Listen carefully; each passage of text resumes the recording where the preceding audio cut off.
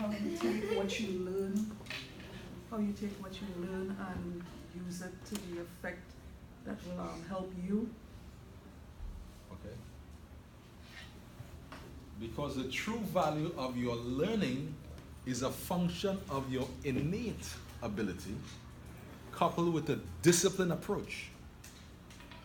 So what it's saying then that you have what it takes in you, and if only you use what you have, you can optimize on who you are as a person.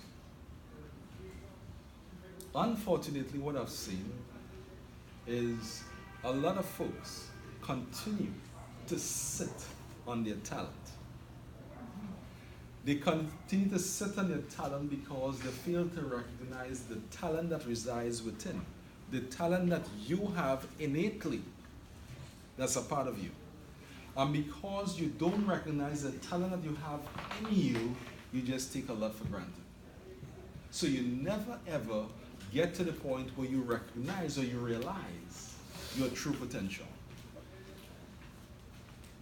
It's important for you as you continue to traverse this path that you call academia, that you begin to recognize what it's going to take for you to get to where you want to be. Because quite often, and we do know it, that there's a wide chasm that exists between where you are and the goals that you have set for yourself. And because there's a chasm that exists, your goal would remain in that embryonic stage unless you begin to give it life. And the only way in which you can give your goals life is by acting on it. And unfortunately, again, what I've seen is that most of you have these lofty goals, things that you want to do, you want to achieve, but yet still your demeanor, your actions is totally incongruous to what it is you want to achieve.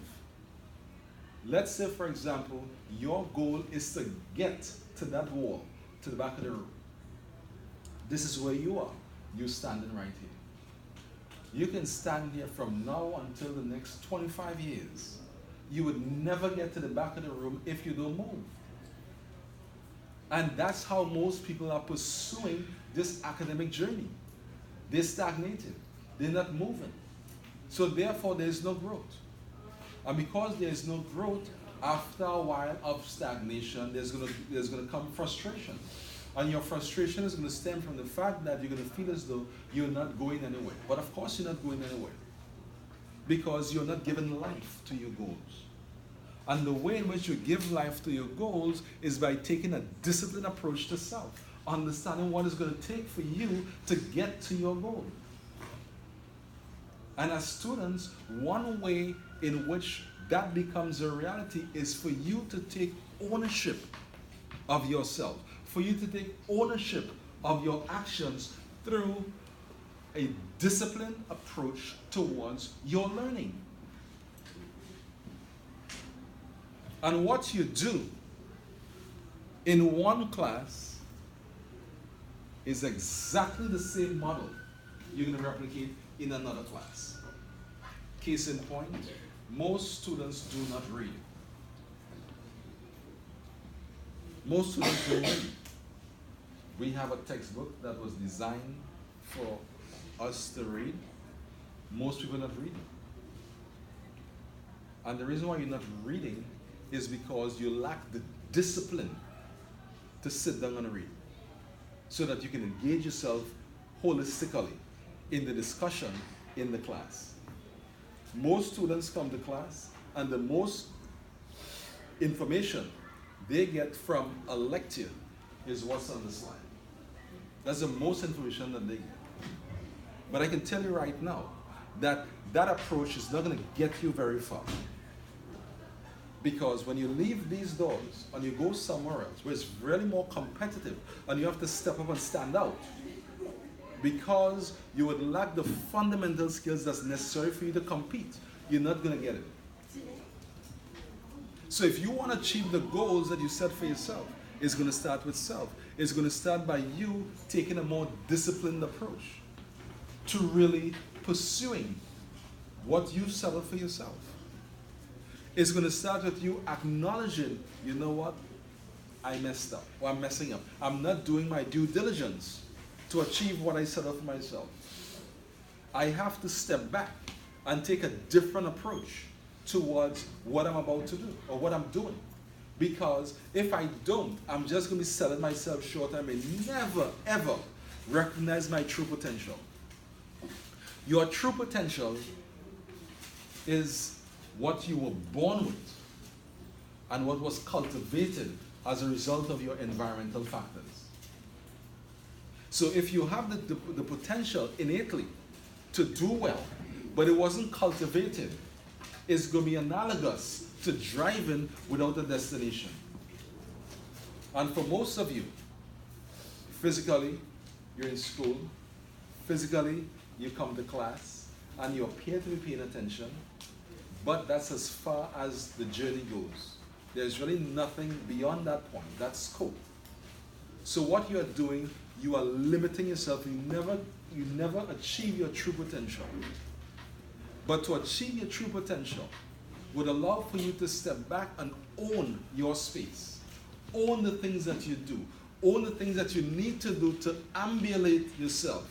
Own the things that you need to do to augment who you are as a student so that you can become better. And you're not becoming better for your professor or your classmates, you're becoming better for self.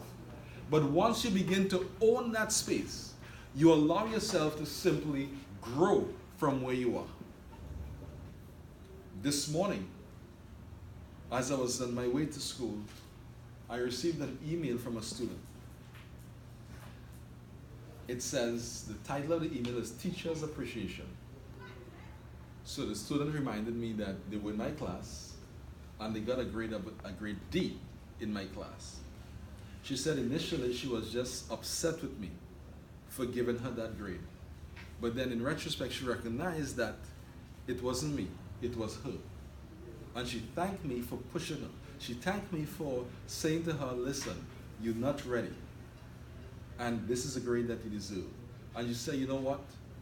I was upset with you, but in reflection, I had to realize it wasn't you, it was me.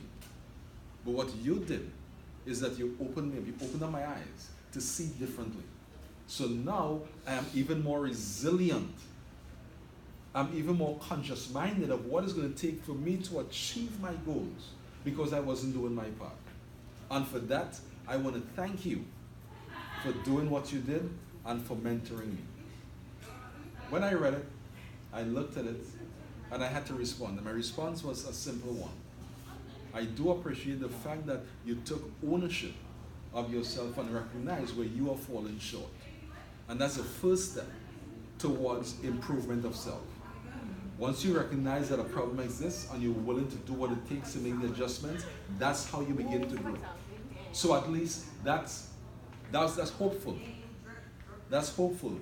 So I invited us, I taught you many years ago, come by, see me, and I'm happy to work with you and to help you to become better. That's the leadership that it takes for you if you want to improve on self. Do not sit in the abyss of nothingness and believe that because the semester ended, you're growing. And because by virtue of sitting in a class but not doing good work, you deserve to get an A in a class. Don't believe then that it's incumbent on a professor to give you a grade. Recognize that it's incumbent on you to earn your grades based on the quality of work that you produce. And it's amazing to see the disillusionment of individuals who not performing up to standard, not doing what needs to be done, but yet still would come and speak to the point where, well, Professor, I'm going to get an A in this class. It's ludicrous to even think that. But that's the norm. And over the years, I've seen it happen semester after semester after semester. But I can say to you that you would get whatever the grade happens to be, and you think that you've arrived, but yet still you are devoid in a number of areas. So my message to you is this. Understand self. Understand what it's going to take to bridge that chasm between where you are and where you want to go. Take ownership of your learning. Do recognize then that we're not living in a perfect utopian system. And there are times when, yes, you can be challenged. There are times when you feel like giving up. There are times when you say to yourself, well, I can't. But that's the moment where you have to think deeply about what your true mission is, what your true goals are, and apply yourself. And allow yourself now to grow from that phase. And for anyone who have made it, who are successful, they can say to you, it wasn't a cakewalk. It wasn't whereby you just felt, well, everything's going to be okay in a perfect system and you just happened to do it. There were lots of challenges. There were lots of times when you felt like giving up. There were lots of times when you didn't want to do the work. There were lots of times when your back was against the wall. There were lots of times when you said to yourself, I'm not going to do anymore. But at that very moment was when you had to step back and said, what is my purpose? So today, I want you to reflect on that question. What is my purpose of doing what I'm doing? Why am I doing what I'm doing right now? What is going to take for me to change things around? May not be enough this semester to do it, but in consequent semesters that's coming ahead. And make that adjustment. It's never too late to make the adjustment. Make the adjustment so that you can take ownership of this process. So in the end, when you don that cap and gown, you can be comfortable in the cap and gown knowing that I did it. And I did it because of my diligence. I did it because of my dedication. I did it because I was resilient. And I did it because I applied myself assiduously. And I understood the processes that would have taken for me to get there. Hence the reason why I could now consider myself a graduate, because I was able to accomplish and overcome the obstacles that were in my path. Many came before you and did it. Many are with you who are doing it. Many are going to come after you on who's going to do it. But I'm saying to you here today, you have what it takes to be the best that you can be. It's important for you to recognize that. It's important for you to bring the best out in you through your discipline, disciplined approach towards your learning. And my question to you is a simple question. If not you, then who? If you don't do it for yourself, then who's going to do it for you? There's no one who's going to hold your hands and take your exams. There's no one who's going to hold your hand and bring you to school. That's when you're a baby. There's no one who's going to hold your hands and read a book to you. That's when you're a baby. So your discipline to engage in those practices is going to be a function of your outcome, which is going to determine your success. Thank you.